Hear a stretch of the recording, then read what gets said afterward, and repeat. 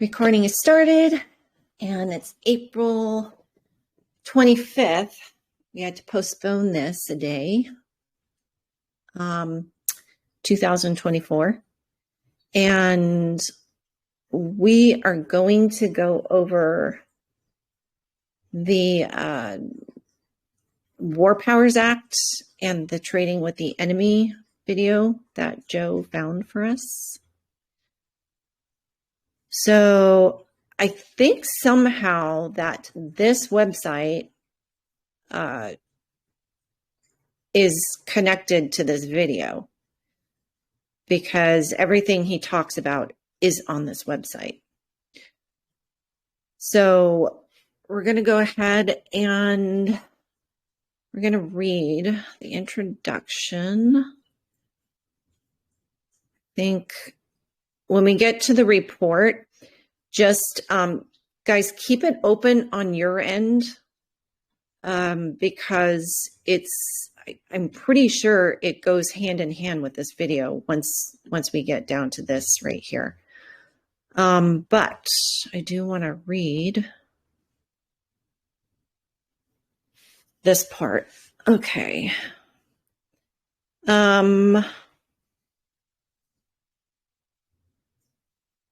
All right, so Fam Guardian, I know they have a lot of they deal with a lot of land patents and stuff like that. So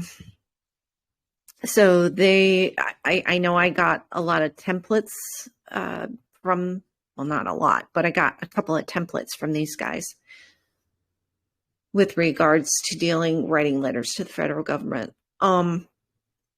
But anyways, it says American Agricultural Movement, Box 130, Campo, Colorado. Okay, it says study the Constitution, let it be preached from the pulpit, proclaimed in legislatures, and enforced in courts of justice. So that was Abraham Lincoln quote. John Adams quote, you have rights antecedent to all earthly governments, rights that cannot be repealed or restrained by human laws, right derived from the great legislator of the universe. You got James Madison saying, I believe there are more instances of abridgment of freedom of the people by gradual and silent encroachments of those in power that by violent and sudden usurpations. Why can I not say that word? Usurpations. Ugh. Anyways. Okay, thank you. A word from the editor. We must give a special thanks to the men who have spent years of their lives bringing the information to the public, and we must not forget the women who are not always in the foreground, but without those undying support and endurance, this effort would be impossible. These men and women are true patriots. They not only need your support, but deserve it. Let us remember that the word patriot, as defined by Webster's dictionary as fellow countryman, a person who loses and loyalty or zealously supports his own country. Not everyone can afford to give the long hours of those on the front lines. Many others fear their government. Isn't it an outrage that the actions of our own government leaders causes many to not trust them? Where have we gone? How much is our freedom worth? If you cannot give your time, please give your support. The American Agricultural Movement and many other organizations need your help to continue their efforts to bring about the restoration of this nation. A few dollars a month in the form of purchasing information to pass on to others is not too much to ask. Wouldn't it be a tragedy to lose their efforts, from which we will all gain so much because they were $20 short and we failed to do our part. Please become involved in this movement. It's too important not to do so. We need this report in the hands of all Americans, so we are not going to copyright it.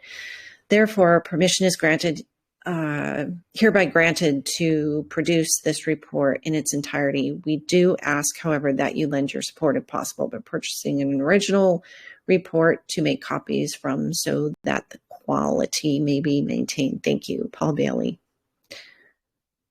Okay. Introduction. To be able to call oneself American has long been a source of pride for those fortunate enough to live in this great land. The word America has always been synonymous with strength in the defense. I'm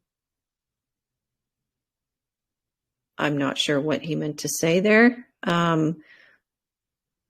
Of our highest ideals of liberty, justice, and PAG, opportunity. Oh, in the defense BOF. I don't know what that means, though, still. Our highest ideals of liberty, justice, and PAG opportunity, not only for ourselves, but for those throughout the world less fortunate than we. America's greatest strength has always been her people, individuals laying their differences aside to work in partnership to achieve common goals. In our greatest moments, it has been our willingness to join together and work as long and as hard as it takes to get the job done, regardless of the cost. That has been the lifeblood of our great land. From America's inception, we have been a nation of innovators, unfettered by hidebound convention, a safe harbor for captains unafraid to boldly chart a new course through untired waters. This courage to dare greatly, to achieve great things, has made our nation strong and proud, a leader of men and of nations from the very first days of her birth. And since the days of her birth, millions of men and women whose hearts yearn for freedom and the opportunity to make a better life for themselves and their families have journeyed, often endured terrible hardship in our shores to add their skills and their dreams to the great storehouse of hope known as America. The Pilgrims, the Founding Fathers, the pioneers, the brave men and women who fought and endured to the end in wars, both civil and international. This history of heroism and dedication in defense of ideals, both personal and national, has long been a treasured legacy of bravery and determination against all odds, which we have handed down like family heirlooms from generation to generation. For we are like family, we Americans, often quarreling among ourselves, but banding together in times of adversity to support one another and fight side by side against a common foe threatening our way of life. This bold and brash young brave land has long given its best and brightest to lend our country to its lofty position in the world as a bastion of freedom and a beacon of hope for all the peoples of the earth. For many, the dreams they had for America were dreams they never lived to see fulfilled, but it mattered not to them, for their vision for this nation was meant to last longer and to loom larger than a mere mortal lifespan. Our national vision of integrity and responsibility, of concern for one's fellow man, the flame inside that demands of us that we shall not rest until there is peace and justice for all. These are the fundamental stones which form the strong foundation of our national purpose and identity. And on this foundation rests not only the hopes of those blessed to live in this great land, but the hopes of millions throughout the world, I'm thinking he meant world, who believe in and strive for a better life for themselves and their children. For hundreds of years, the knowledge that America was there, proud, generous, steadfast, courageous, willing, and able to enter the fray whenever human rights were threatened or denied, has given many who may never see her shoes the will to endure despite the pain, to continue trying against sometimes insurmountable odds. Yet, without vigilance, and constant tender care, even the strongest foundation shows the effects of stress and erosion. Even the most imposing edifice can eventually crumble and fall. So it is with nations and with a nation's spirit. Or so it is with nations and with the nation's spirit. We have seen in the second half of the 20th century great advances in technology which have impacted every aspect of modern life. Ironically, though we are living in the age of communication, it often seems as if we have less time now to talk or listen. For most, modern conveniences haven't gotten them off the treadmill. They have only made the treadmill go faster. Quietly yet rapidly, the small town values of community and common purpose are vanishing. Instead of strength in numbers, we as a nation are increasingly being split into smaller and smaller competing factions, with the cry of every man for himself ringing through the land. It seems that the phrase divide and conquer has taken the place of one nation under God, indivisible, with just truth and justice for all. Americans are retreating behind the locked doors of their individual homes, afraid to enjoy the sunset for fear of the darkness it brings. When and where did it all begin to crumble? How and why has America, which once was a nation whose strength united was so much more than the sum of its total parts, begin to break apart into bitterly opposing special interest groups? What will this frightening pattern of disintegration mean to the future of America and of those who live within her shoes? Let it be remembered, and remembered well, the words of the Holy Bible: a house divided against itself cannot stand. And let us not flinch from facing the truth that we have become a nation desperately divided. With the long legacy of pride, determination, and strength and unity, how has it now come to this, that we are fighting ourselves? Finally, the most vital, important of all, what can we do to turn the tide before the values and opportunities which others before us fought and died to preserve are washed away in the flood to come? What you are about to see is the result of years of painstaking and meticulous research on the part of dedicated Americans gravely concerned for this nation's future. Please listen closely and give your undivided attention to this presentation, for our future as individuals and free citizens of this mighty land depends upon it. We are not here to showcase personalities. The speakers could be any one of you here today. We are, first and last, concerned Americans, much like yourselves, taking our stand in defense of the nation we love. Much effort has been expended and great hardships endured by the American agricultural movement and many other organizations and individuals to bring this information to the public forum. There is a wealth of information about many of the problems we face as a nation today, written from a variety of viewpoints. But as with a deadly illness, there is usually a point of origin from which the threat first was given life. So it is with the threat we as Americans face today, an illness which could prove fatal if we do not act quickly and in concert to cure the body politic before it dies from the disease within. Almost all the problems we are facing today can be tracked back to a single point of origin in a time of national trouble and despair. It was at this point, when our nation struggled for its survival, that the Constitution of the United States of America was effectively canceled. We are in a state of emergency. Okay, now we're going to switch over to the video. So I'm going to try to keep my eyes on the call log. But if you guys hear something in the video that you want to talk about or give comment to, just unmute and, shout that you have something to say. And I will stop the video so we can all discuss. And I will do the same on my part. Oops. Nope. Nope. All right, so here we go.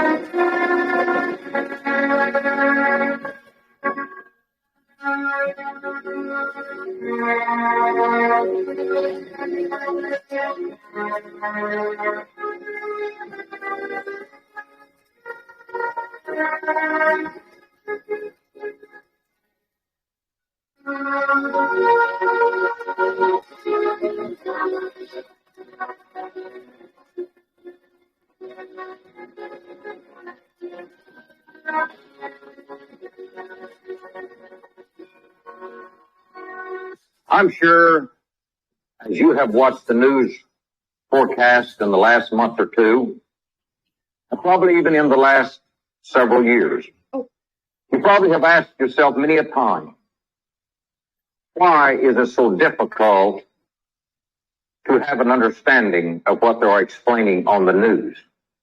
And in the last few weeks, you probably have seen on your newscast where our government has kept secrets and hidden documents from all of us. For instance, over 204 atomic tests we were never told about. Thousands of Americans receive radiation, but not with their consent. People was giving LSD shots without their consent. We use mustard gas upon our own citizens without their consent. You say, is this America? Did this happen in America? It did, folks.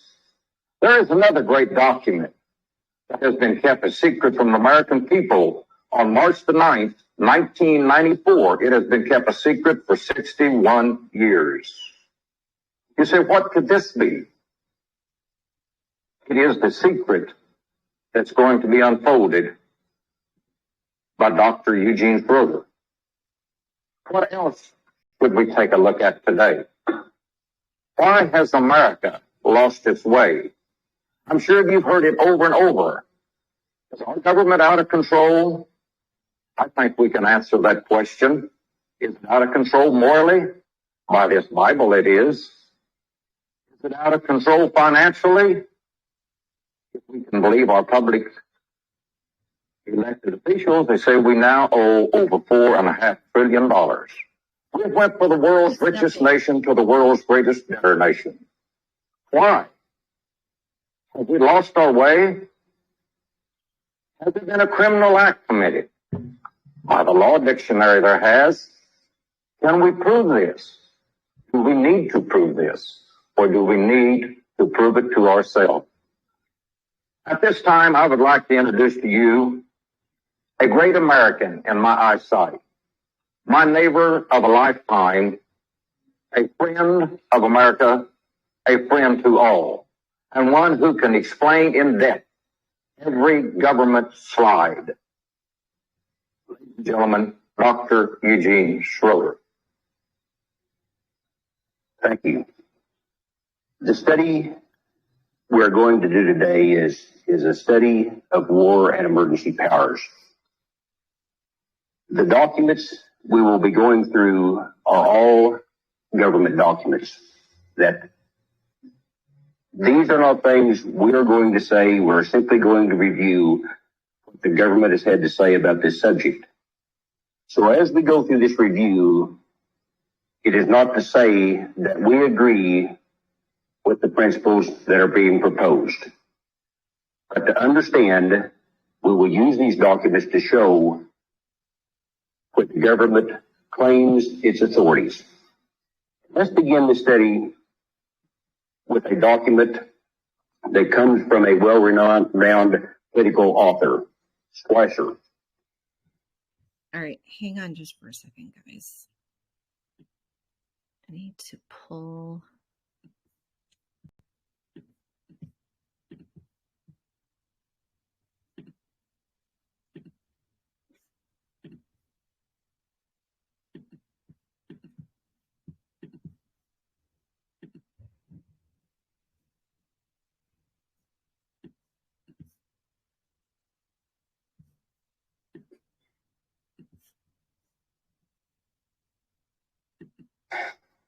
And in his book, Constitutional Development, the first paragraph of the introduction says, "We may well wonder, in view of the precedents now established," said Charles E. Hughes in 1920, "the constitutional government as heretofore maintained in this republic could survive another great war, even victoriously waged."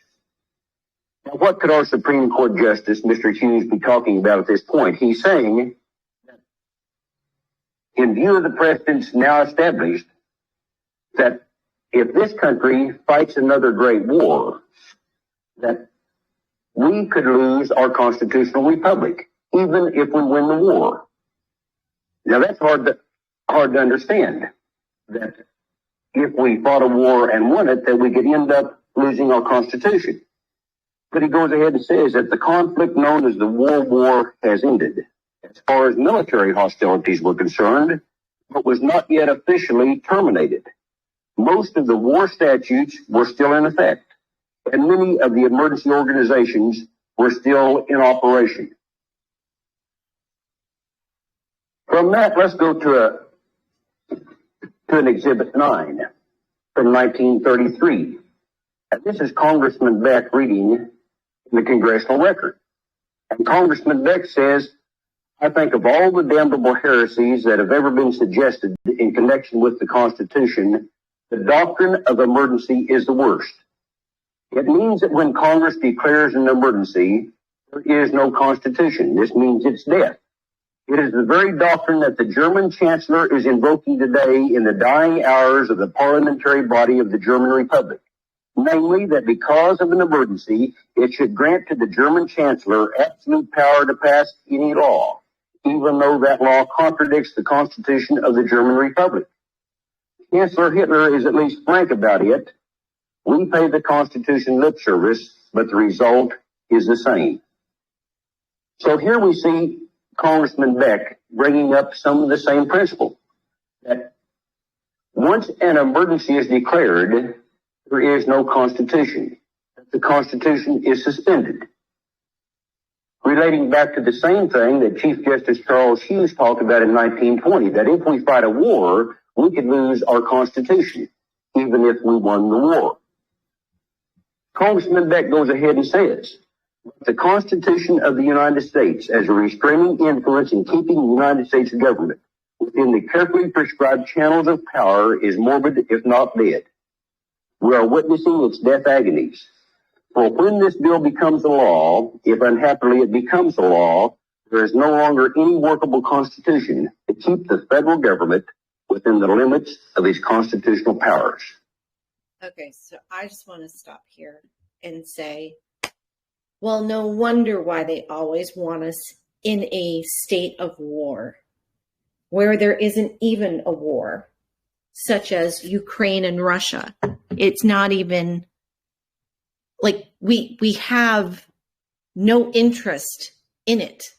Like, they're not trying to attack us yet, and they're not even trying to gain world power like, say, Hitler was trying to do.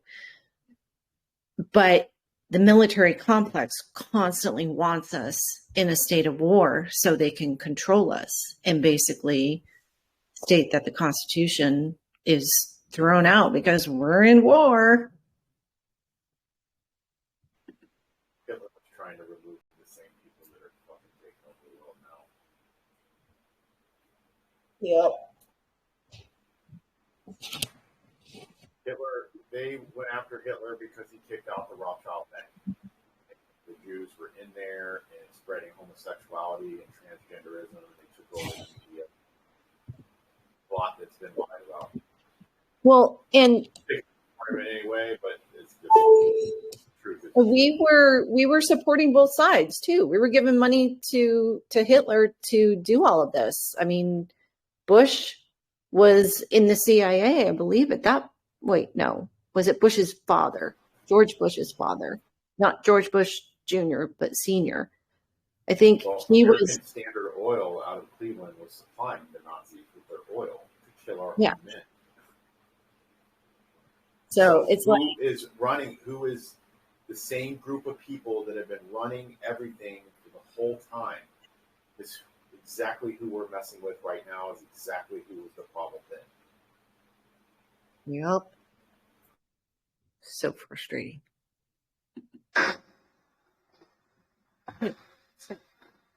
Congressman Beck was speaking in this case of the Farm Bill. This document goes ahead and says that the Farm Bill was passed by a vote of more than 3-1. So if that be the case, and an emergency is declared in this country, and when it's declared, the Constitution is suspended, that means that we could possibly lose our rights and our freedoms under that emergency power. Let's now go to Senate Report 93-549, a document that was written by our United States Senate in 1973. Let's read the first sentence of the foreword.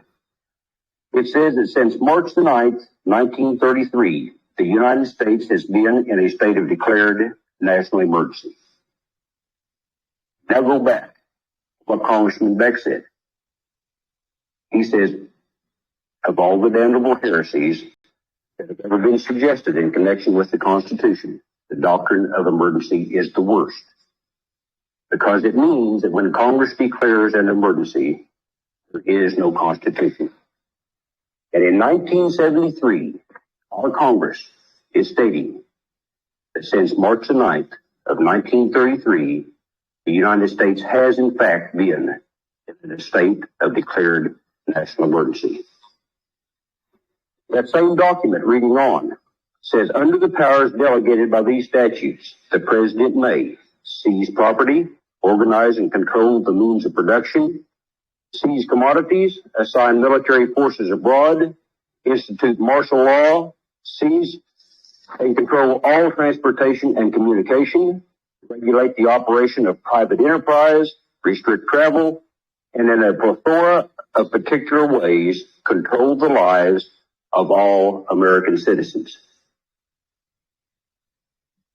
Reading on from this same document at Exhibit 11, we find that a majority of the people of the United States have lived all their lives under emergency rule.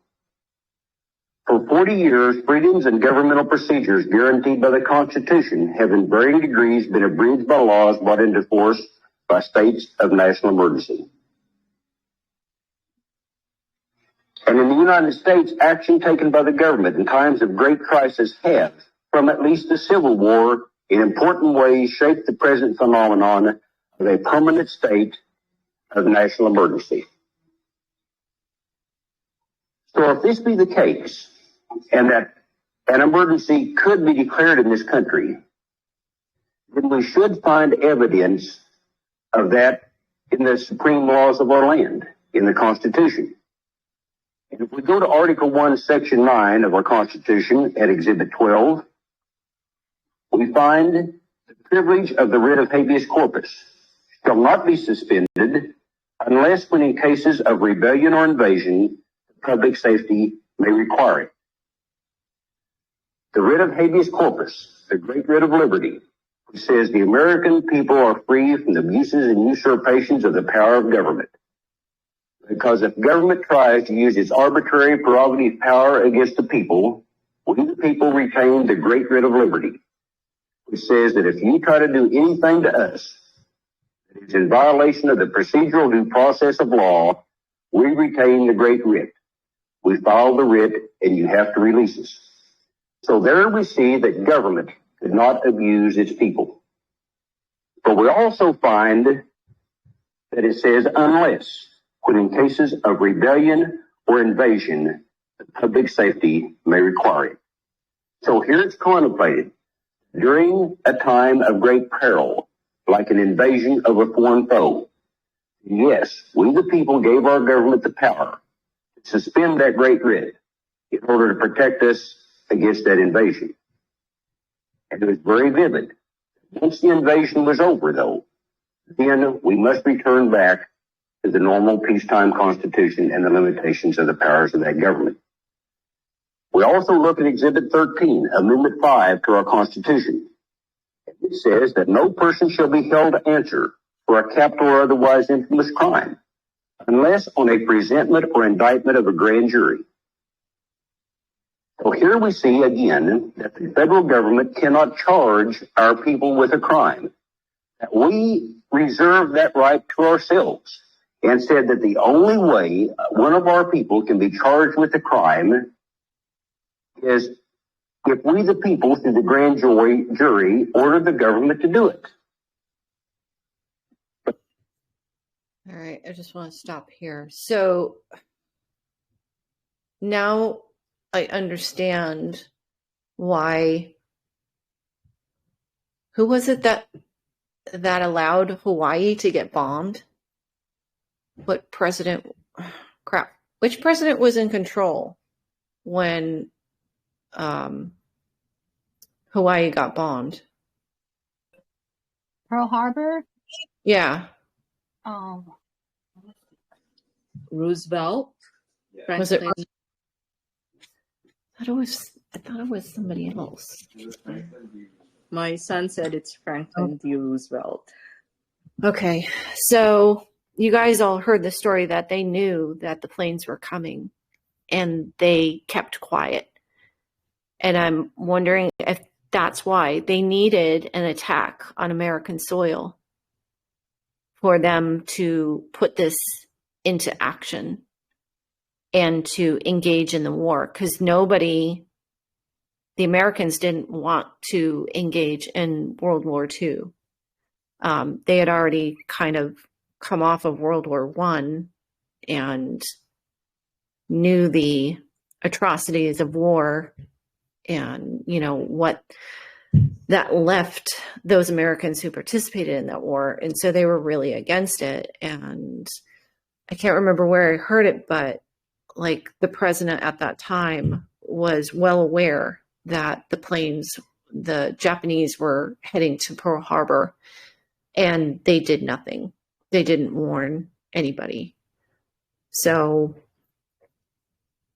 that's why they're saying, that unless in case of a rebellion or invasion, so they needed that invasion to enact this Trading with Enemies and War Powers Act. So underhanded and sneaky. But then we went ahead and said, except in cases arising in the land or naval forces or in the militia, in the actual service in times of war or public danger. So again, we see it contemplated that in times of great public danger, the indictments of the grand juries could be suspended. The government could then, in order to protect us, use that power against we the people. From Senate Report 93-549, we read that they, the government, are quite careful and restrictive on the power, but the power to suspend is specifically contemplated by the Constitution in the writ of habeas corpus. So you see that our congressmen were well aware of that when they wrote in 1973 that the suspension of the Constitution was specifically contemplated in the same Constitution. Our Congress said in 1973 that we were in a permanent state of national emergency and had been in that emergency since March the 9th of 1933. Now it's 1994. And if in fact we were still under that state of emergency, we should expect to be able to find evidence of that in the current law. If we go to Title 12 USC, the current law that exists today, and go to Section 95B, we can read that the actions, regulations, rules, license, orders, and proclamations heretofore or hereafter taken, promulgated, made, or issued by the President of the United States or the Secretary of the Treasury since March the 4th of 1933, pursuant to the authority conferred by subsection B of Section 5 of the Act of October the 6th, 1917, as amended, are hereby approved and confirmed. Cited at March 9th, 1933, Chapter 1, Title 1 of 48 Statute 1. Now what's it saying? It's saying that the current law says that every proclamation issued by the President or the Secretary of the Treasury since March the 4th of 1933 are approved and confirmed. And it says that this authority is being conferred by subsection B of Section 5 of the Act of October the 6th, 1917. So in order to understand that more thoroughly, we probably need to go to March the 4th and see what was happening on that day. If we remember our history, we realize that President Roosevelt was inaugurated on March the 4th of 1933. And if we go to his inaugural address, we find that he says, I am prepared under my constitutional duty to recommend the measures that a stricken nation in the midst of a stricken world may require. These measures, or such other measures as the Congress may build out of its experience and wisdom, I shall seek within my constitutional authority to bring the speedy adoption. But in the event that Congress shall fail to take one of these two courses, and in the event that the national emergency is still critical, I shall not evade the clear course of duty that will then confront me. I shall ask the Congress for the one remaining instrument to meet the crisis, broad executive power to wage a war against the emergency, as great as the power that would be given to me if we were in fact invaded by a foreign foe. So we see Title 12 saying that since March the 4th, everything's been approved and confirmed. On March the 4th, we see President Roosevelt asking the Congress for the war powers. Now let's see if he got those war powers. On March the 5th, President Roosevelt in Proclamation 2038 asked for a special session of Congress. That special Congress was called for March the 9th. On March the 9th, at 48 Statute 1, Congress passed its first act. If we look at the enabling portion of that act, we can read that being enacted by the Senate and House of Representatives of the United States of America in Congress assembled, that the Congress hereby declares that a serious emergency exists and that it is imperatively necessary speedily to put into effect remedies of uniform national application. So here we see Congress saying that a serious emergency exists and that now under the rules of necessity, we're going to put into effect remedies of uniform national application. We must understand what the rule of necessity is. Necessity is a paramount rule of law. And it simply says that necessity knows no law. This is the rule of self-defense. We know that the law of self-defense says thou shalt not kill. But yet we also know that in times of dire emergency, when one's life is in danger, that the law says that you can kill if it's to protect your own life. The rule of self-defense. That is the rule of necessity. Once the rule of necessity is declared, it overrides all other law. That it allows one to do something that would otherwise be unlawful. So here we say in the enabling portion on March the 9th, that Congress, under the rules of necessity, is going to pass an act that immediately tells us one thing, that if it's going to be passed under necessity, it would otherwise be unlawful. It would otherwise be unconstitutional. Let's see what the first section of that act says. It says that the actions, regulations, rules, license, orders, and proclamations heretofore or hereafter taken, promulgated, made, or issued by the President of the United States or the Secretary of the Treasury since March the 4th, 1933, pursuant to the authority conferred by subsection B of Section 5 of the Act of October the 6th, 1917, as amended, are hereby approved and confirmed.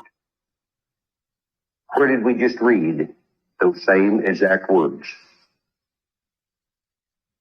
Title 12 USC 95B. The current law in the United States Code today is Title 1, Section 1 of 48 Statute 1, March 9th, 1933. We continue under that state of emergency under the rules of necessity to this day.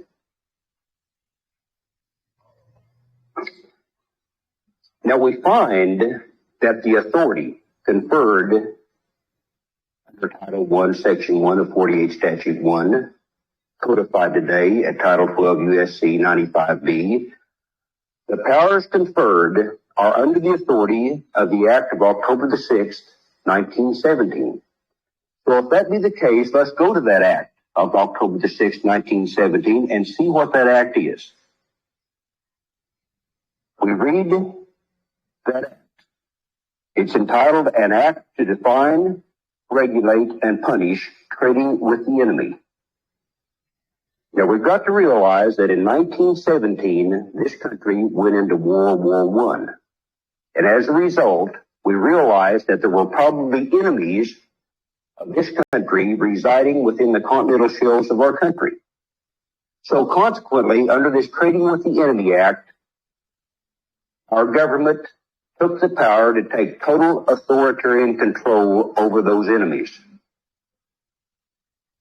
But we also see at Section C of this act that these authorities could not apply to citizens of the United States. That the citizens of the United States, not being enemies of the United States, were specifically excluded from the war powers of this act, from that total authoritarian control of government. And if we go to Section 5B of that act, we find that the president may investigate, regulate, prohibit, or under such rules and regulations as he may prescribe, by means of license or otherwise, any transactions in foreign exchange, export or earmarking of gold or silver coin or bullion or currency, transfers of credit in any form, other than credits relating solely to transactions to be executed wholly within the United States. So we see that we give the president under Section 5B total authority over all transactions that enemies make. But we see that credits relating solely to transactions to be executed wholly within the United States were excluded from this power. Again, realizing that citizens were not enemies, and the transactions of the citizens within the United States were not enemy transactions. Therefore, the government did not have control over our citizens or their transactions. Now, the concept that of March the 6th, 1917, that the American people were excluded from the war powers as they were not enemies of the United States is critically important. So let's go back again now to Title I, Section 1 of 48 Statute 1 of March the 9th, 1933. And let's see what that act said at Section 2. And here we see that during a time of war or during any other period of national emergency declared by the president may, through any agency that he may designate or otherwise, investigate, regulate, or prohibit under such rules and regulations as he may prescribe by means of license or otherwise, any transactions in foreign exchange, transfers of credit between or payment by banking institutions as defined by the president, and export, hoarding, melting, or earmarking of gold or silver coin or bullion or currency by any person within the United States or any place subject to the jurisdiction thereof. So now we see that where formerly the citizens and their transactions were excluded from the war powers, that on March the 9th, 1933, as amended, the people of the United States and their transactions were included to be the same as the enemy. In fact, we the people became the same, declared the same as the public enemy. Now let's go to 93-549 in 1973, and we find that our Congress recognized this fact very explicitly. It says that at 48 Statute 1, the exclusion of domestic transactions formerly found in the Act was deleted from Section 5B at this time. That we the people were now, and our transactions were now the same as the enemies. Now let's go forward and let's look at Exhibit 21 and see what this is. Okay, I'm just going to back up a little here because I'm looking at the website, and after Section 5 for October 6, 1970, the Act, where he reads, during time of war, during any other period of national emergency declared by the president may, through any agency that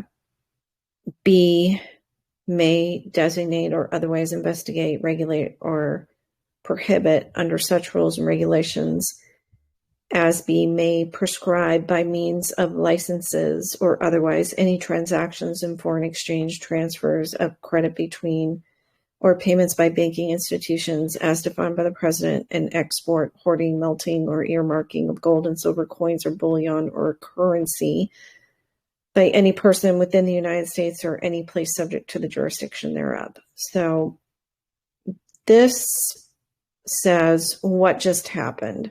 As far as commercial, monetary, or business transactions were concerned, the people of the United States were no longer differentiated from any other enemy of the United States.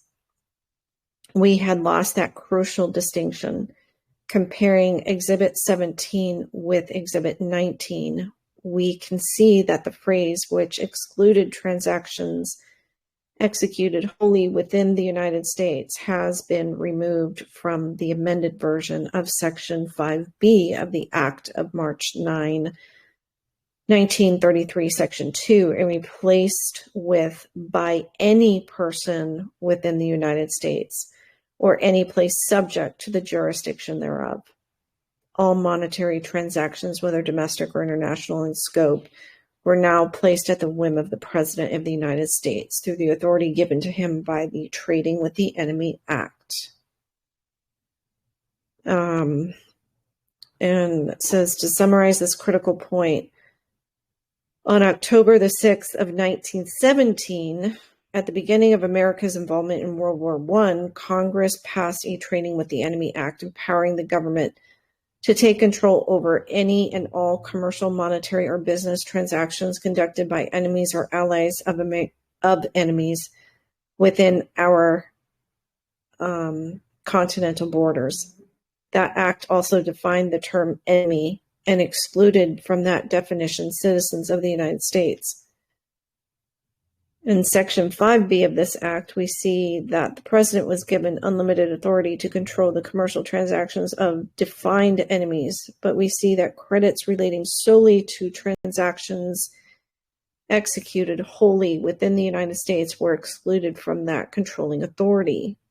As transactions wholly domestic in nature were excluded from authority, the government had no extraordinary control over the daily business conducted by the citizens of the United States, because we were certainly not enemies. Citizens of the United States were not enemies of their country in 1917, and the transactions conducted by citizens within this country were not considered to be enemy transactions.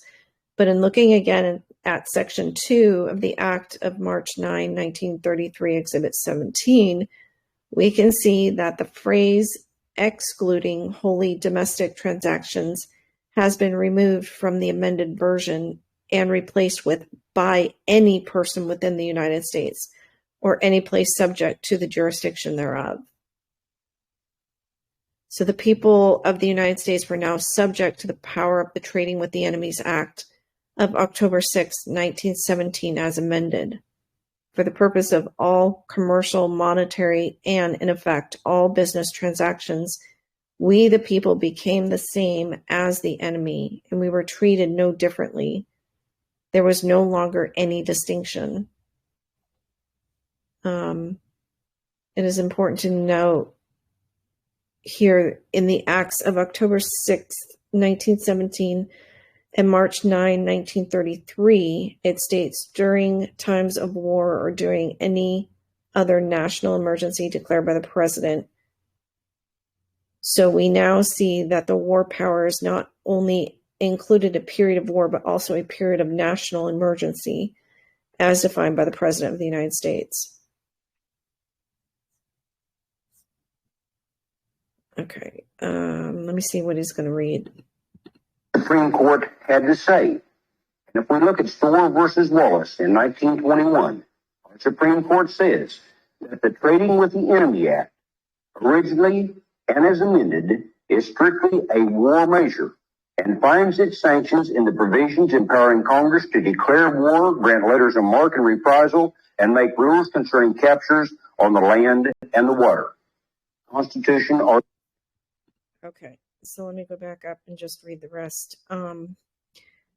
When either of these two situations occur, the president may, in Exhibit 17, through any agency that he may designate or otherwise investigate, regulate, or prohibit under such rules and regulations as he may prescribe by means of licenses or otherwise, any transactions in foreign exchange, transfers of credit between, or payments by banking institutions as defined by the president, and export, boarding, melting, or earmarking of gold and silver coin or bullion or currency by any person within the United States or any place subject to the jurisdiction thereof. What can the president do now to we the people under this section? He can do anything he wants to. It's purely at his discretion, and he can use any agency or any license that he desires to control it. This is called a constitutional dictatorship. In Senate Document 93-549, Exhibit 20, Congress declared that a serious emergency exists at 48 Stat 1, the exclusion of domestic transactions formerly found in the Act was deleted from Section 5B at this time. So our Congress wrote that in the year 1973. Now let's find out about the Trading with the Enemy Act of October 6, 1917, quoting from a Supreme Court decision, Exhibit 21. So that's what he just read here, the Trading with the Enemy Act, originally as amended, blah, blah, blah. Anybody have any questions so far? I just sent 100 pages of all of this stuff to the Attorney General and the Treasury Department. I've been studying this stuff for about 4 months. Really? It's registered mail restriction. Can't hear you. Hey, come closer to the mic, Deepan. I'll wait till after the recording. Okay. All right, I'm going to continue on if nobody else has anything. Article 1, Section 8, Clause 11. So here we see that the Trading with the Enemy Act is strictly a war measure. March the 9th, 1933, at 48 Statute 1, that war power was applied against we the people and all of our transactions. That was applying an act of war against the American people. Now let's look at the memorandum of laws of American cases and recent English cases of law that govern Trading with the Enemy Act. And as we look at this memorandum of law since March the 9th, 1933, realize that any time you see the word enemy contained in these memorandums of law, that applies to you. We look at the first case, the rapid, and it says that every species of intercourse with the enemy is illegal. This prohibition is not limited to mere commercial intercourse.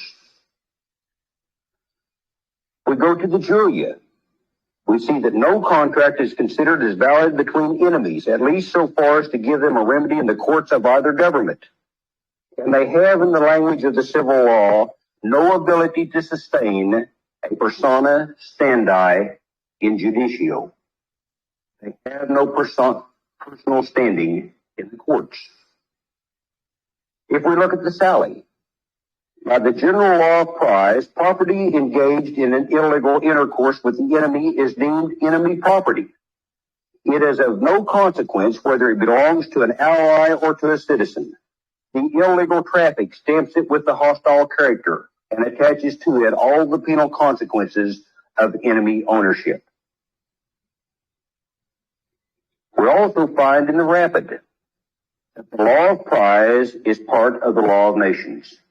And the law that governs trading with the enemy is the international law of prize, the war power. In it, a hostile character attaches to trade independently of the character of the trader who pursues it or directs it. Condemnation to the use of the captor is equally the fate of the property of the belligerent and of the property found engaged in the anti-neutral trade.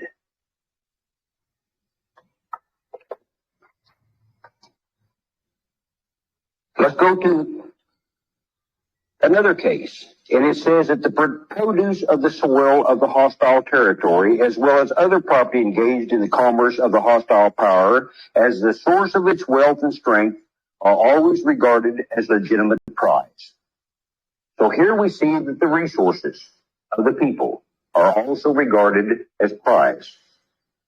In the William Bagley, we find that in general, during war, contracts with or powers of attorney or agency from the enemy executed after outbreak of the war are illegal and void. Contracts entered into with the enemy prior to the war are either suspended or are absolutely terminated. Partnerships with an enemy are dissolved. Powers of attorney with the enemy, with certain exceptions, lapse. And so here we see that in essence, what they're beginning to say in these cases is that all intercourse is illegal, and that we, the people, come under the absolute domination of the government. We also find in Section 2 of the report of the Senate with the trading with the enemy at Exhibit 26. The trade or commerce regulated or prohibited is defined in subsections A, B, C, D, and E of page 4. And this trade covers almost every imaginable transaction and is forbidden and made unlawful, except when allowed under the form of license issued by the Secretary of Commerce. This authorization of trading under license constitutes the principal modification of the rule of international law forbidding trade between the citizens of belligerents. For the power to grant such license, and therefore exemption from the operation of the law, is given by the bill.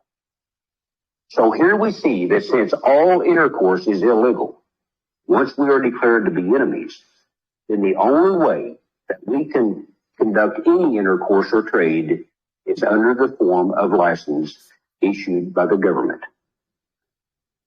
It should be rather obvious to all that people today, that we can hardly do anything unless we have a license to do it. This authority derives from the war powers. From Exhibit 27, we read, by this license system, however, we provide a method of relief in individual cases where the relief can be extended without injury to the interest of the country.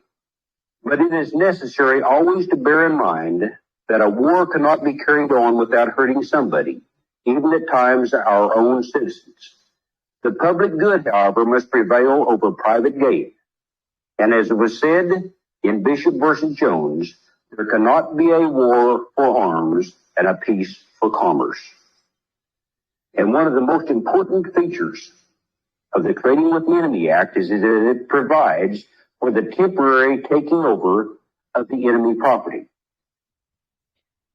Okay, I just want to go back to the website where it says no trade can be conducted or no intercourse can be conducted without a license because by mere definition of the enemy and under the prize law, all intercourse is illegal.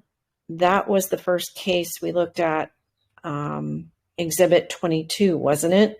So once we were declared enemies, all intercourse became illegal for us. The only way we could now do business or any type of legal intercourse was to obtain permission from our government by means of a license. We are certainly required to have a Social Security card, which is a license to work, and a driver's license, which gives the government the ability to restrict travel. All business in which we engage ourselves requires us to have a license, does it not?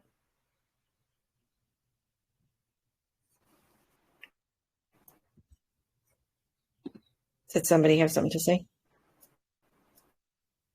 Okay. This is all quite spelled out nicely in the protocols of the Elders of Zion and the Secret Covenant.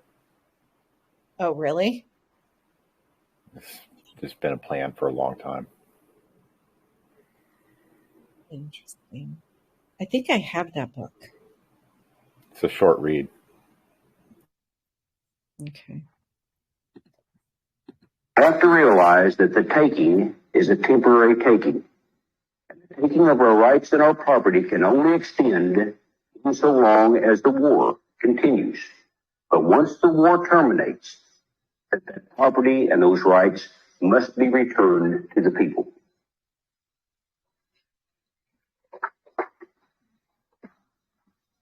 So if that be the case, and that the property and the rights were taken by the government, we would probably find evidences of that in further government documentation.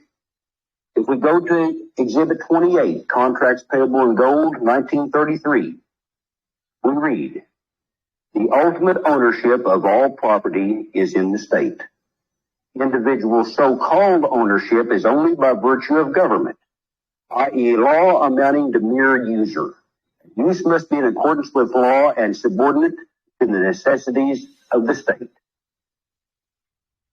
Do we own our property today? No. Who has the authority to mortgage property? We would have to say, well, only the owner can mortgage property. Ask yourself a simple question. Has your property been mortgaged by the federal government? Yep.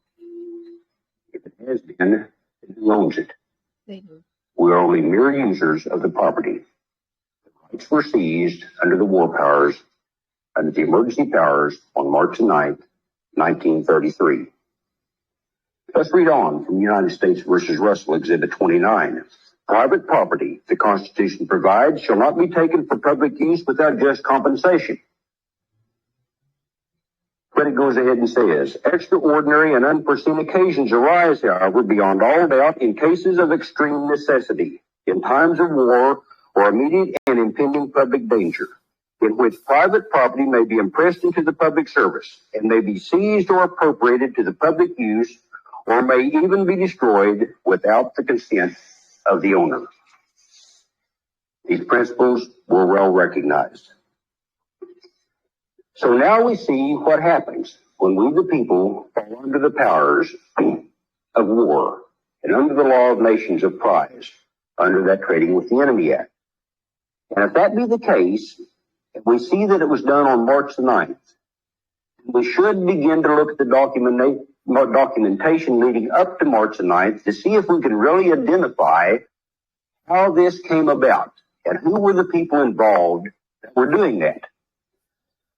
If we go to the papers of Herbert Hoover on March the 3rd of 1933, we see a response and a resolution that was adopted by the Federal Reserve Board of New York. This resolution was adopted in response to a letter that Herbert Hoover had sent to the Federal Reserve Board asking for their recommendations on what we might do with the problems we had in our banking institutions. And this resolution says, whereas in the opinion of the Board of Directors of the Federal Reserve Bank of New York, the continued and increasing withdrawal of currency and gold from the banks of the country has now created a national emergency. Now let's think about that just a minute. That we, the people, took our money, our gold. We placed it on deposit with the central banks, the Federal Reserve banks. And they, in turn, gave us a note so that we could go into those banks and retrieve that gold whenever we wanted it. But now we see the Federal Reserve Board adopting a resolution that says because the people are going into the banks and demanding their money, this is creating a serious national emergency. And we also see at Exhibit 31 that this same Federal Reserve banks proposed an executive order. And this executive order says, whereas it is provided in Section 5B of the Act of October the 6th, 1917, as amended, that the President may investigate, regulate, or prohibit under such rules and regulations as he may describe by means of license or otherwise any transactions in foreign exchange and the export, hoarding, melting, or earmarking of gold or silver coin or bullion or currency.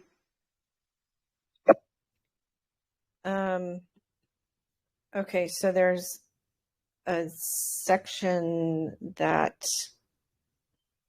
the video didn't cover. So it says, after they talked about resolution, Exhibit 30, resolution adopted by the Federal Reserve Board of New York, it says on the website, in order to fully appreciate the significance of this last quote, we must recall that in 1913, the Federal Reserve Act was passed, authorizing the creation of a central bank, the thought of which had already been noted in the Constitution.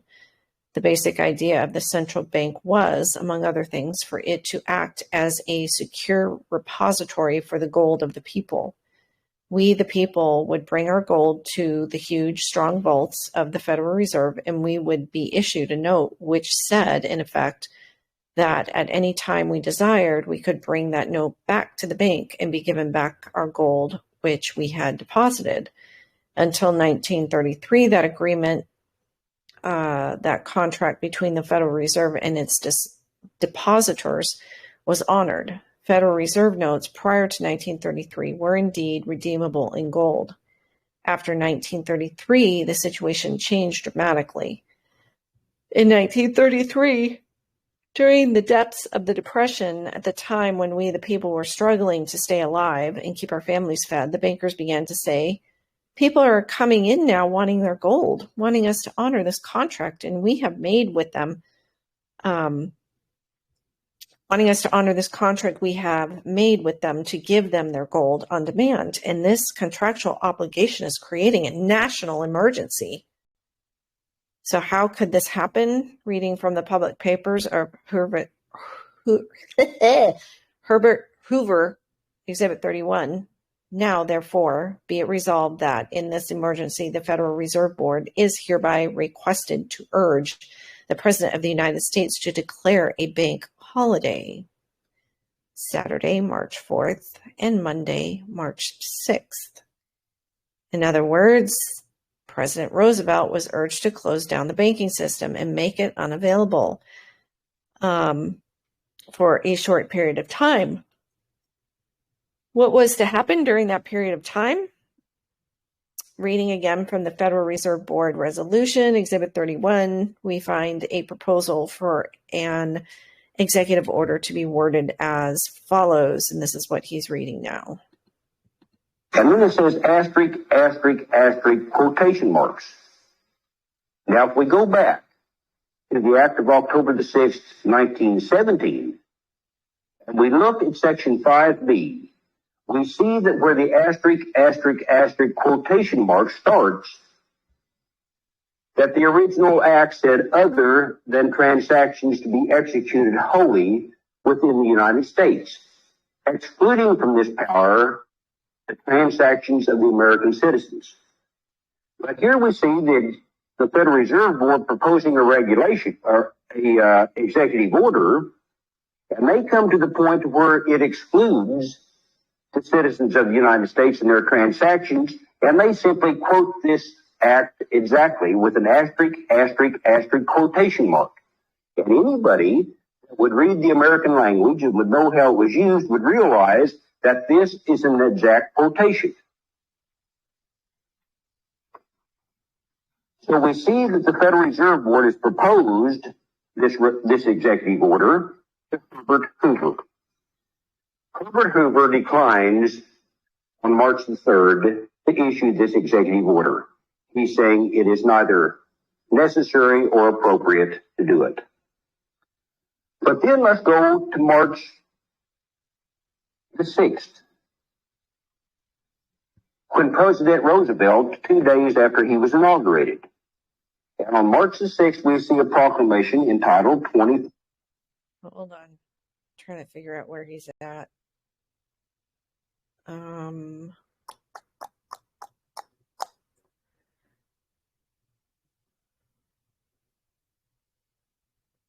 Okay, hold on. I'm gonna pop back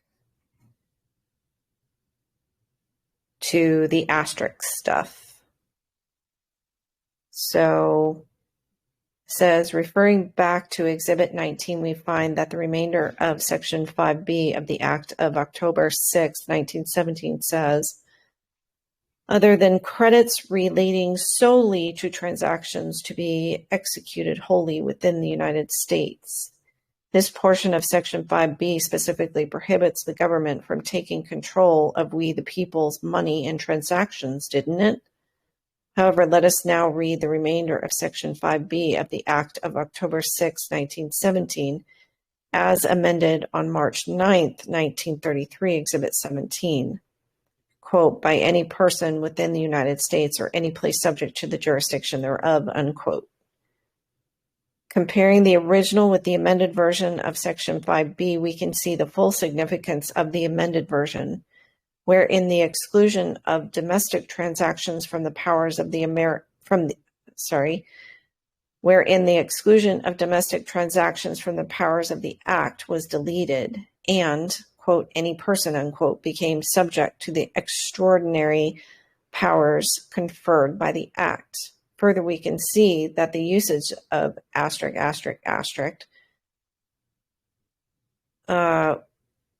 unquote, was in all to likelihood meant to be deliberately misleading, if not fraudulent in nature. Further, in the next section of the Federal Reserve Board's proposal, we find that anyone violating any provision of this act will be fined not more than $10,000 or imprisoned for not more than 10 years or both. A severe enough penalty at any time, but one made all the more harsh by the economic conditions in which most Americans found themselves at the time. And where were these alterations and amendments to be found? Not from the government itself initially. No, they are first to be found in a proposal from the Federal Reserve Board of New York, a banking institution. Let us recall the chronology of events. Herbert Hoover, in his last days as President of the United States, asked for a recommendation from the Federal Reserve Board of New York, and they responded with their proposals. We see that President Hoover did not act on the recommendation and believed the actions were neither justified nor necessary. Appendix Public Papers of Herbert Hoover, page 1088. Let us see what happened. Remember, on March 4th, 1933, Franklin Delano Roosevelt was inaugurated as president for the United States. And on March 5th, 1933, President Roosevelt an extraordinary session of Congress to be held on March 9th, 1933, as can be seen in Exhibit 32. Let me see what he's going to read. 39. This proclamation says that whereas there has been a heavy and unwarranted withdrawal of gold and currency from our banking institutions for the purpose of hoarding. And you're all. Dang it. Okay, so there's one thing that they skipped. So on March 5, 1933, President Roosevelt called for an extraordinary session of Congress to be held on March 9th, 1933, as can be seen in Exhibit 32, quote, whereas public interests require that the Congress of the United States should be convened in extra session at 12 o'clock noon on the 9th day of March 1933 to receive such communication as may be made by the executive. On the next day, March 6, 1933, President Roosevelt issued Proclamation 2039, which has been included in this report, starting at the bottom of Exhibit 32, which he just read right now.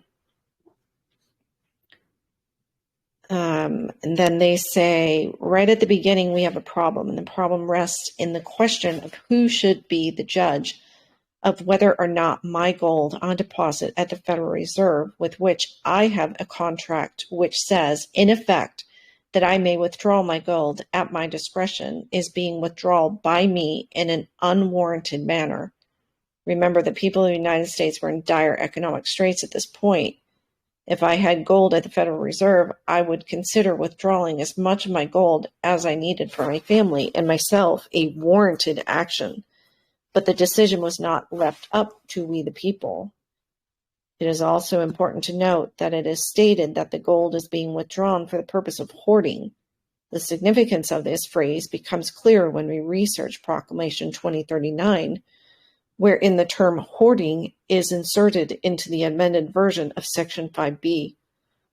The term hoarding was not to be found in the original version of Section 5B of the Act of October 6, 1917. It was a term which was used by President Roosevelt to help support his contention that the United States was in the middle of a national emergency, and his assertion that the extraordinary powers conferred to him by the War Powers Act were needed to deal with that emergency. All of a sudden, we see because the people wanted the money out of their banks, they were declared to be hoarders.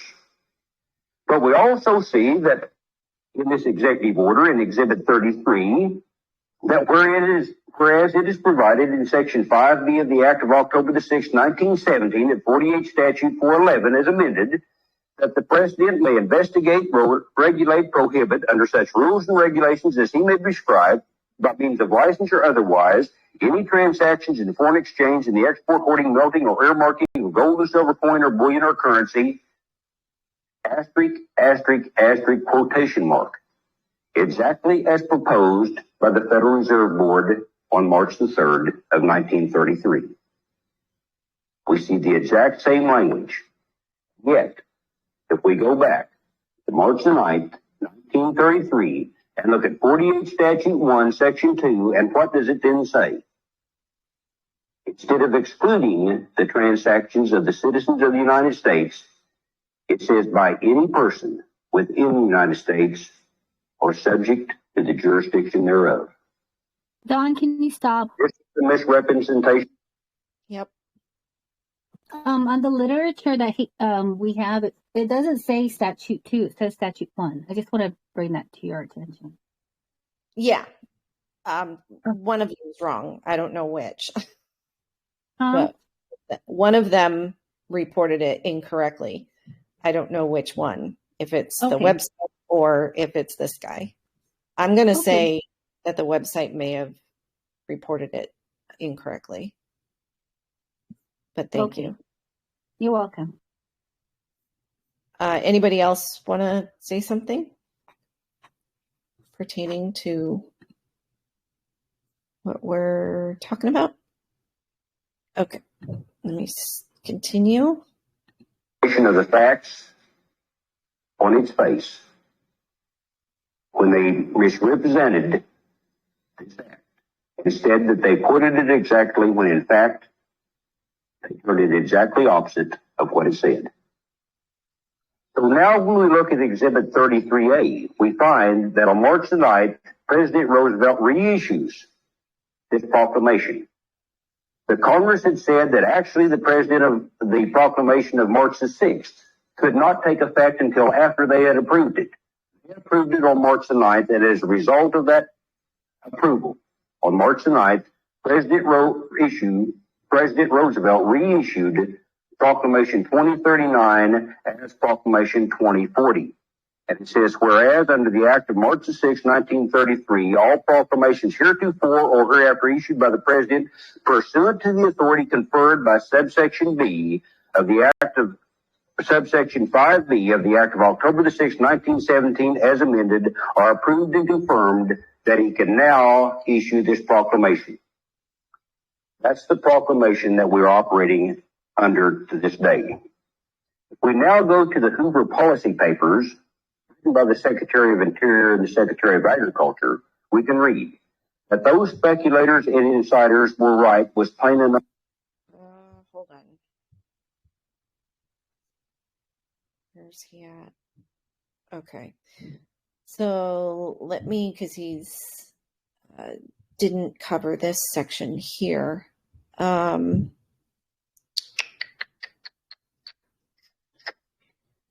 Okay, so let me just reread this. We see that Roosevelt declared a national emergency and a bank holiday on March 6, 1933,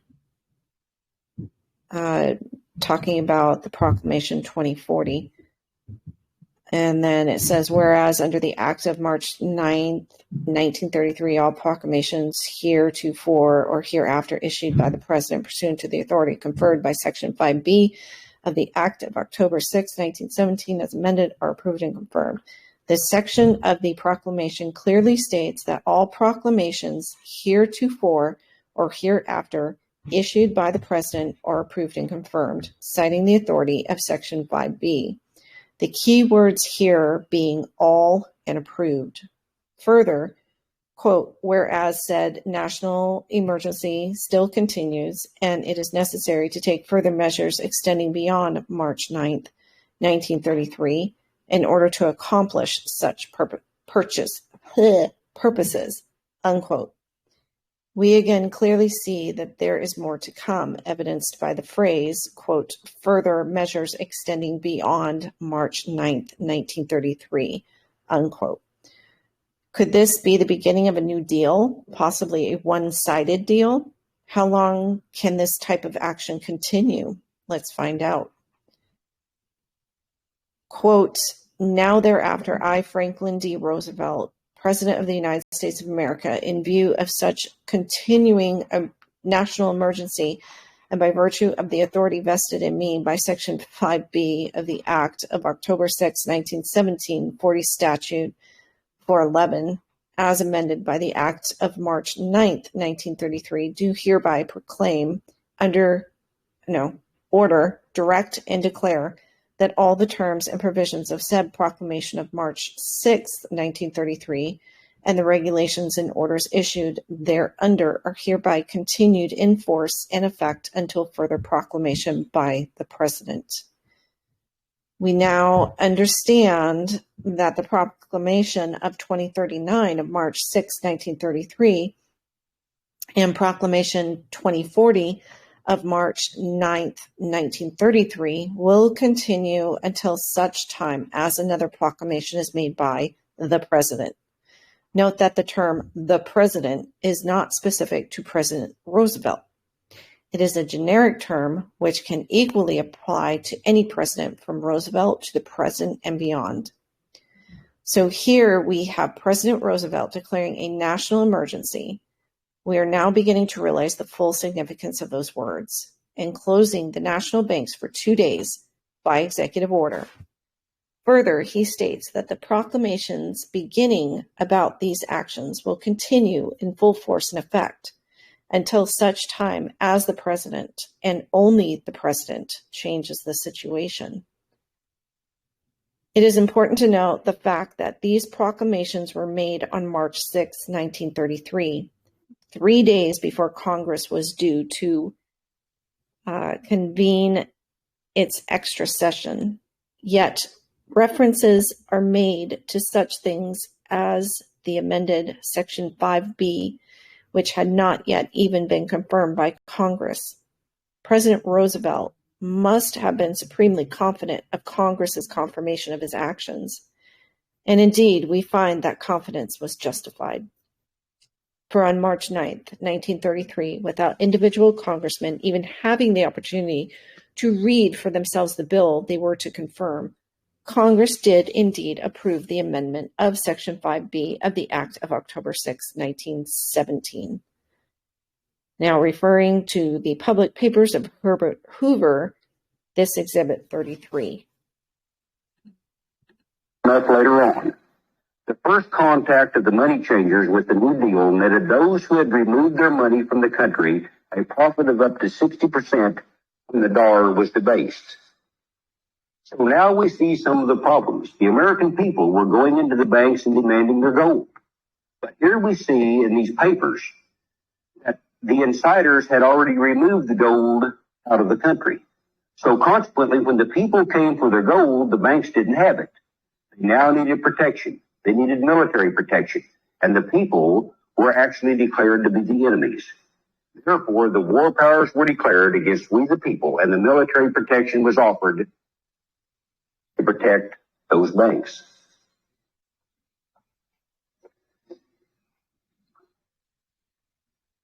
And we see from the same section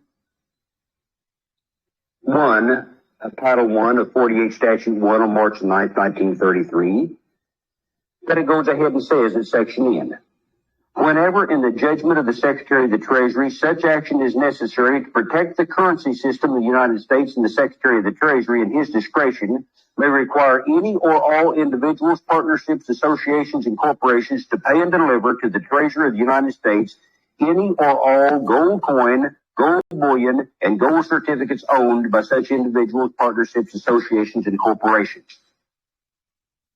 And we see that whoever shall not comply with the provisions of this act shall be fined not more than $10,000, or if a natural person may, in addition to such fine, be imprisoned for a year not exceeding 10 years. So now we see that not only could the people not get their gold, they were required to turn in any other gold they might have. And that anyone who violated the provisions of this act were now subject to criminal penalties. The takeover of the monetary system was complete. Now let's read from Roosevelt's papers, Exhibit 36.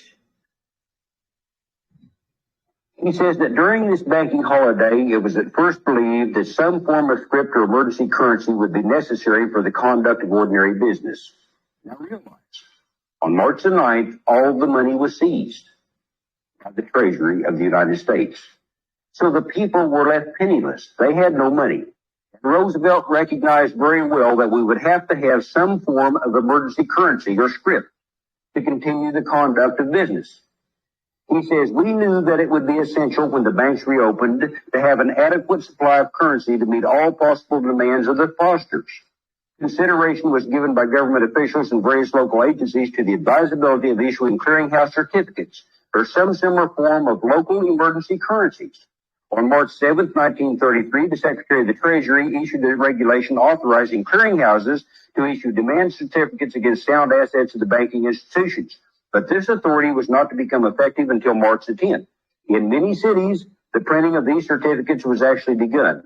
But after the passage of the Emergency Banking Act of March 9, 1933, 48 Statute 1, it became evident that they would not be needed because the act made possible the issue of the necessary amount of emergency currency in the form of Federal Reserve banknotes, which could be based on any sound assets owned by the banks. So now we see in Roosevelt's papers that he's saying the act of March 9, 1933 made possible the issuance of emergency war currency in the form of Federal Reserve banknotes that were based upon the assets of the banks. If that be the case, let's go to that same act of March 9th and let's read Title 4. And let's see if it did in fact give the authority to issue emergency currency. When we read Title 4, we find that upon the deposit with the Treasurer of the United States, A, of any direct obligation of the United States, or B, of any notes, drafts, bills of exchange, or bankers' acceptances acquired under the provisions of this Act, that any Federal Reserve Bank making such deposit in the manner prescribed by the Secretary of the Treasury shall be entitled to receive from the controller of the currency circulating notes in blank, duly registered and countersigned. Now, that's exactly what it says, isn't it? That upon the deposit with the Treasurer of A, the direct obligations of the United States, these are the Treasury notes, the direct obligations, the taxpayer obligations, or the B's, the notes that any one of us might go down to our bank and personally sign, that when either one of the A's or the B's, the private or the public debt, is deposited with the Treasury of the United States, that as soon as the Federal Reserve Bank makes such deposit with the Treasurer, then the controller of the currency is authorized to issue circulating notes in blank, duly registered and countersigned, the emergency currency. Now let's go to the congressional record of March the 9th, and let's see what our... All right, I'm actually going to stop it here with Congressman McFadden's comment. Okay, so this just is going to reiterate what he said. What this is saying, it says, emphasis added upon the deposit with the Treasury of the United States, A, of any direct obligation of the United States. What is a direct obligation of the United States? It's a Treasury note, which is an obligation upon whom? Upon we the people to perform. It's a taxpayer obligation, isn't it? Title IV goes on, quote, or B, of my notes, drafts, bills of exchange, or banker's acceptance, unquote. What's a note? If you go to the bank and sign a note on your home, that's a note, isn't it? A note is a private obligation upon we the people. And if the Federal Reserve Bank deposits either A, public, and or B, private obligation of we the people with the Treasury, the comptroller of the currency will issue this circulating note endorsed in blank, duly registered and countersigned. An emergency currency based on the A, public, and or B, private obligations of the people of the United States, aka we have become the surety for their debt. So we have to buy land that isn't even going to be ours, that the government will take control over. How screwed up is that? You're paying all this money for your property, your home, but it's not yours. And I'm wondering if partly it's not yours because you're buying it with debt. And you're the taxpayer that's going to pay for the federal government's debt. This is just so messed up.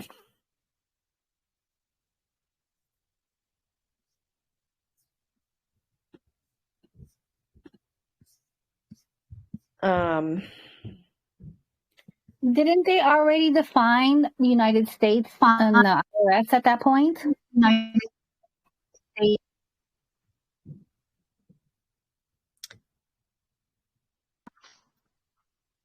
Judy?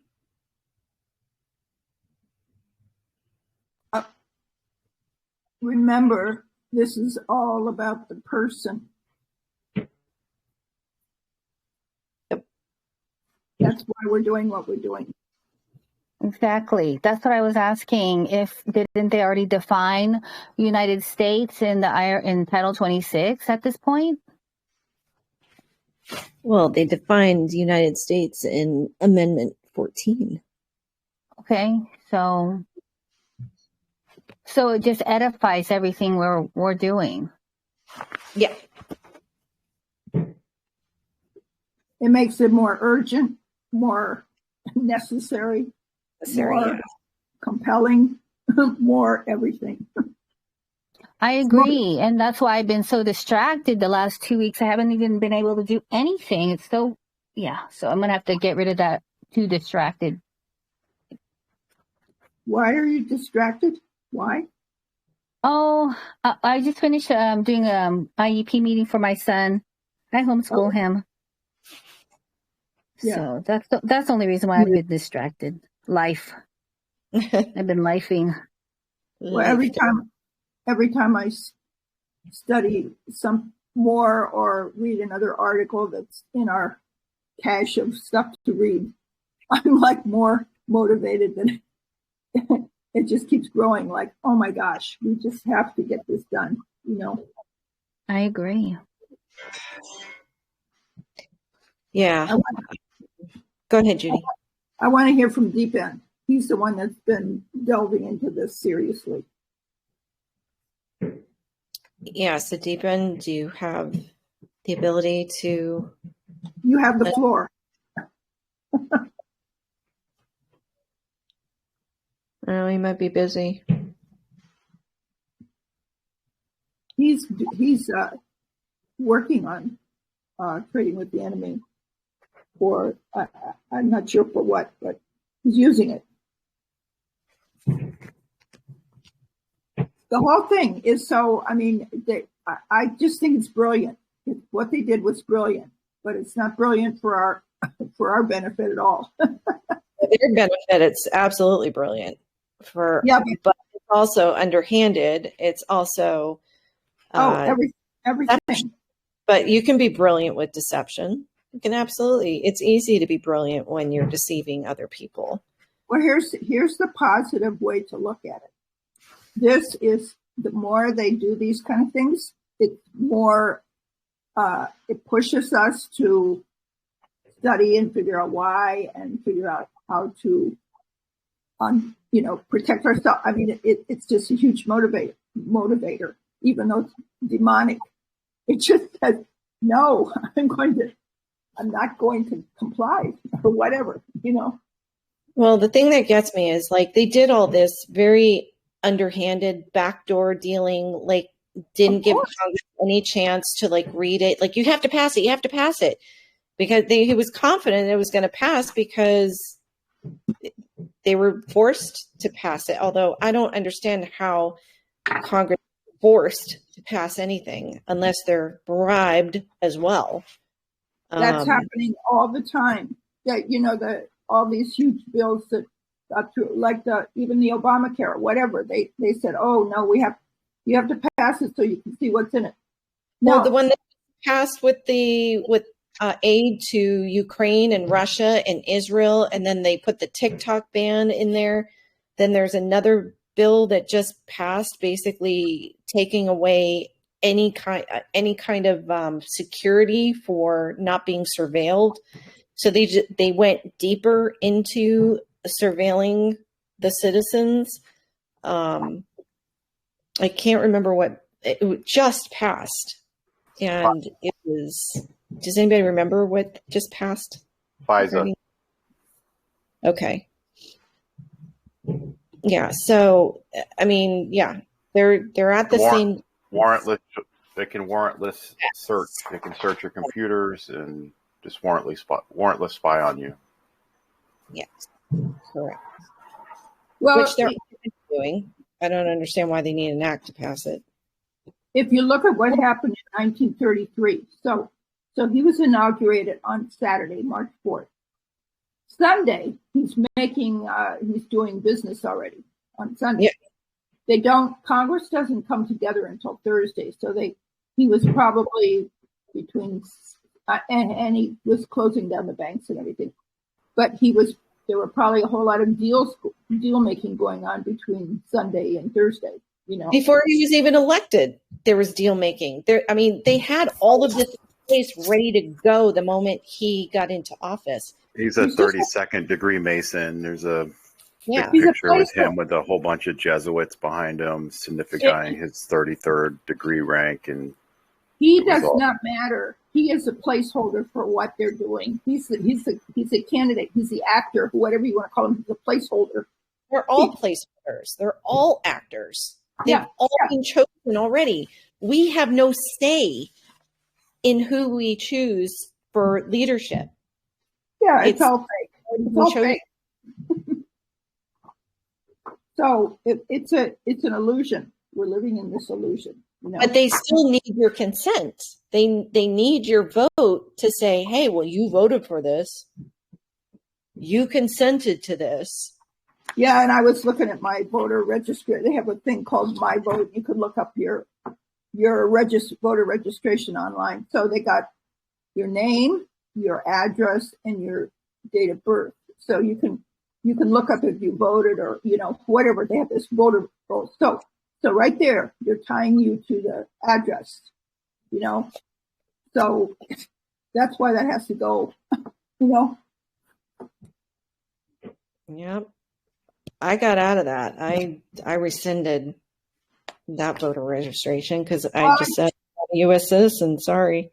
I did that years ago when Obama came in. I said I'm not voting again, and I rescinded it. And then I reluctantly went back and after he was out, I was like, oh shoot, and I started voting again. And now I'm going to have to rescind it again. Yeah. Oh my gosh. It's all a big fat freaking lie. And it wasn't until I volunteered to be both an observer and a polling person that I started to see, holy crap, this is like, why we're just here as placeholders. Like literally we're just here for show because we are not doing any of the counting. Like your vote literally doesn't matter. They have the whole thing rigged. That's when I started seeing the truth. And I'm just like, nope, I'm not consenting to this. Voting doesn't free you. It enslaves you. Well, it's a fake. It's like, so in England, they have a king and they don't vote for the king. It's like whatever the king is, put in. So they tried to give us something that made us feel like we were secure or something. And it's, it's an illusion. So. Yeah, but the fact that they did all of this like in back doors, because when people say, well, with the gold and stuff, people should have spoken up. Well, I'm sorry. There was no way for anyone. Nobody had a voice. Nobody had a voice. Wrong. They never had to turn their gold in. It was only for corporations. People just were afraid and were ignorant. People did not have to turn their gold in.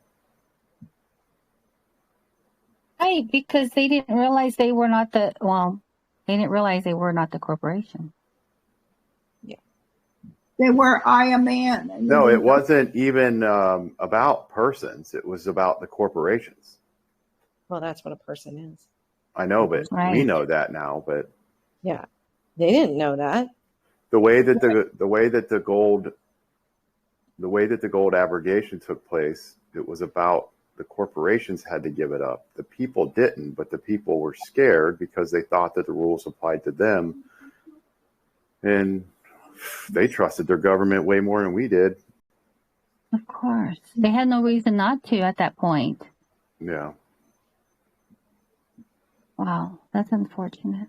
Yeah, but when you've got the government breathing down your neck and making you think that you're part of that whole corporation thing, that is the problem, because even you would have to really do some significant researching to understand the rules. The problem is they created the Great Depression to make to kick you out of your home, to make you completely broke, unable to access anything, starving, on the brink of starvation. Then they did all of this to you at that point. That is very underhanded. I mean, right after the Industrial Revolution and the Roaring 20s, right after all of this exuberance and opulence, and they just crashed it. Sat back and watched it happen. Mastercrafted. And all you got to look at is who's 95% of the nationality that's in our government now. Look at the cabinets. Citizenship. Look who is in the cabinets. Look who's the religion of 95% of what in our government and has been. Well, look at how many of them have dual citizenship. That right there should be illegal. You cannot have loyalty. Yeah, you can have loyalty to two different countries. That is a violation of the section. Ugh. It just makes me so upset to think about how amazing life could be for everyone. Mm-hmm. Is that why we need to learn how to submit our debts to them? Well, it's their debt. But I'm having a really hard time locating the. I'm trying to present these bills of exchange to the Bank of New York Mellon. Basically, from my research, owns the United States. And they are the indentured trustee for all of these mega Fortune 500 companies. And it is quite impressive how stealth they are. I've submitted, these $50 packets, and it gets to the address and gets rejected and turned back. And then you have to call their headquarters, and you have to say the wrong thing 10 times and disguise your voice, and you learn what not to say. And then finally, I think I found, I keep getting closer. They send you all over the world, but they'll give you these emails. And I'm like, well, I just need an address. I just need an address. Like, oh no. You've got to go through this department first. And I'm like, okay, well, there's a department. All right. Oh my goodness. But I set myself up, so I've got a good script, and I keep learning what not to say.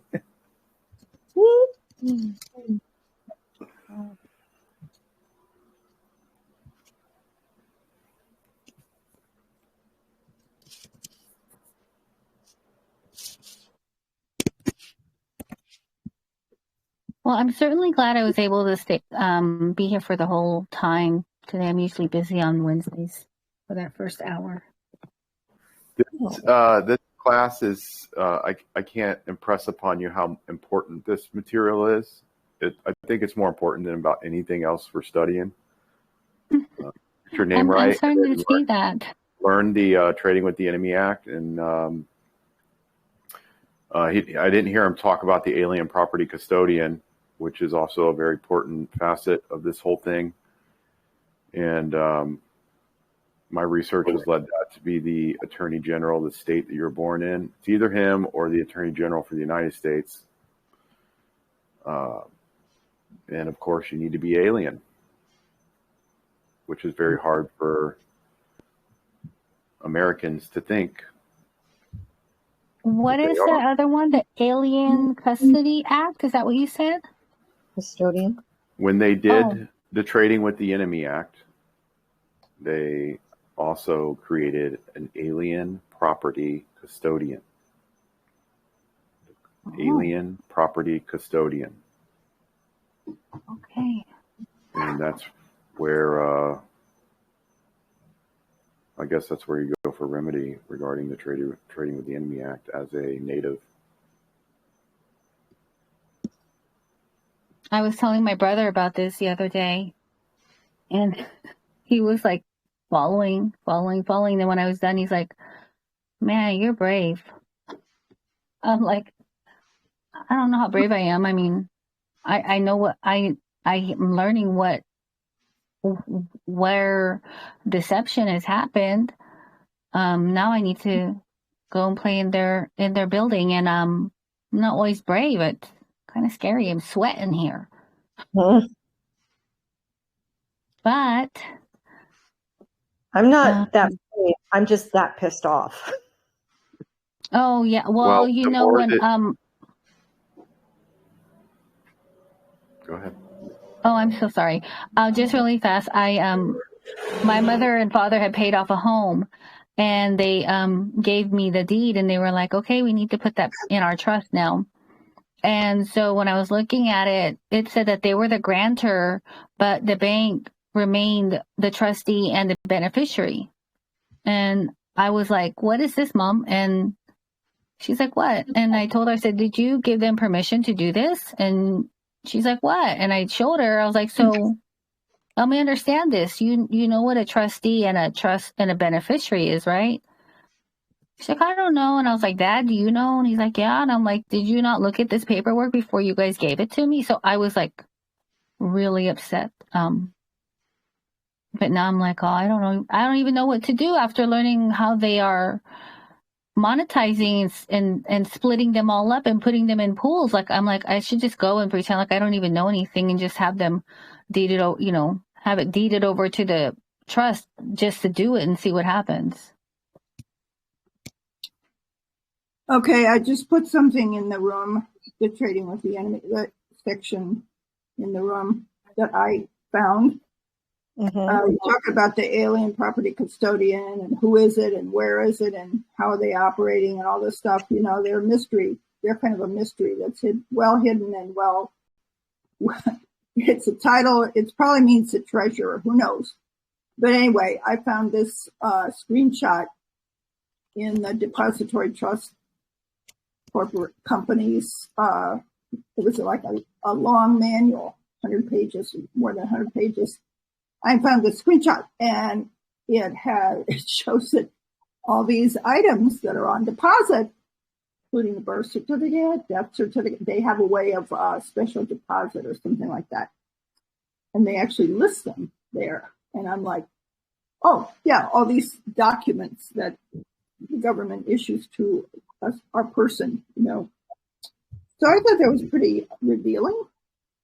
I guess I'd like Did you say that was did you say they do a special deposit? Well, read what it says at the top. Okay.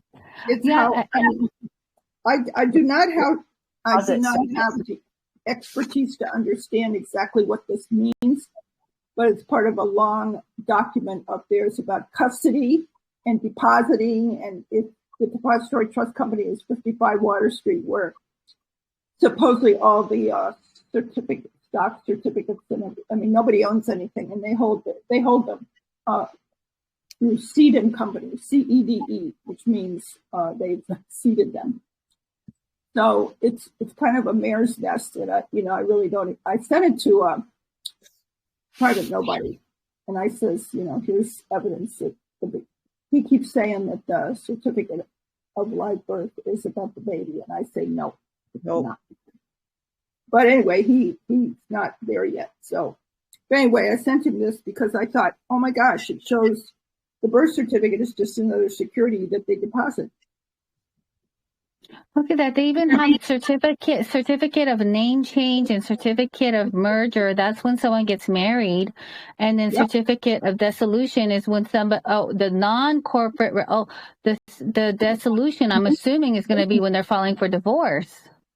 Yeah, that's another kind of, it's a corporate dissolution. Yes. Merger. So anyway, when you see this stuff, if they wouldn't have said birth certificate and death certificate, that was like, oh my gosh, they actually admit it. So what are they doing with that stuff? Which we know that they have it. I mean, that's where the final resting place for the birth certificate is supposed to be. They're holding it. The second column has a divorce decree in there too. It's the third from the last. Oh yeah. Oh my goodness. So I was looking at the IRS manual, and I was reading, I can't remember what's part of it, and it was saying that they can do a special filing on you if you don't file. I was like, oh, okay, so they have authority to do that. I think it's one of the paperwork that pastor shares.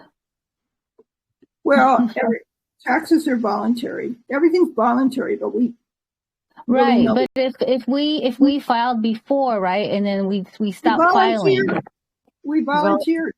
So once you volunteer, you're a volunteer. Once you do it, you volunteered. You say, "Hey, I'm one of yours." Now I'm volunteering. Yeah, that's the thing I'm working on too, is trying to complete that annual filing. I haven't done it yet. Oh no, we're going to once we get the ANC process done, you'll be unvolunteered from all of it. That's why it's so important. When we get that declaration and everything. It's a divorce. It's a big divorce. The great divorce. That makes sense. We got married when we were born. We married to the United States Corporation, and now we're going to get a divorce. So, congratulations. And it's ab initio. Goes back to the beginning. You can supposedly you can undo everything that you did by mistake. Isn't that going to be fun? Yeah. Well. All right. I'm going to have a good night. night. Thank you so much. All right. Good night.